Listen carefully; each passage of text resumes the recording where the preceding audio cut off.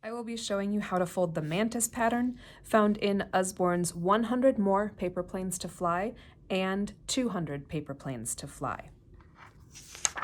First, we are going to take our paper with the little symbol here in the corner. The Mantis symbol is an orange paper plane, and we are going to fold it in half along the midline that's marked on the paper plane, and then open it back up again.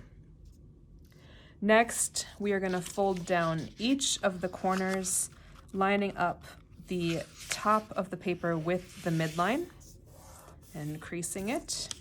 And then we do the same here. You'll notice we're going to be folding along this line right here.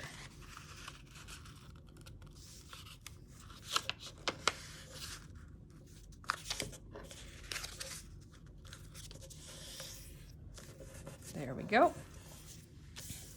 Now we're going to fold both sides into the middle once again. So we take this outer edge here and line it up with the middle. We do the same on the other side.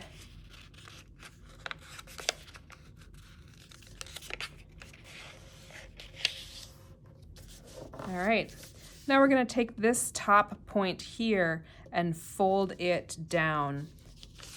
You can see on the back here is a line here that you can fold along. That can give you a start. So fold it along that line to the front side. Now we are going to turn the plane over.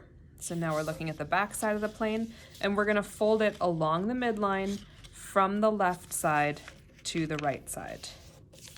So now both sides of our plane are lying on top of each other, creased in the middle here.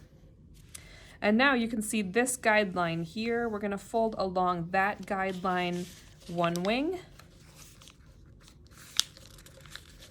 and then we're going to turn it over and fold the other side along that guideline as well.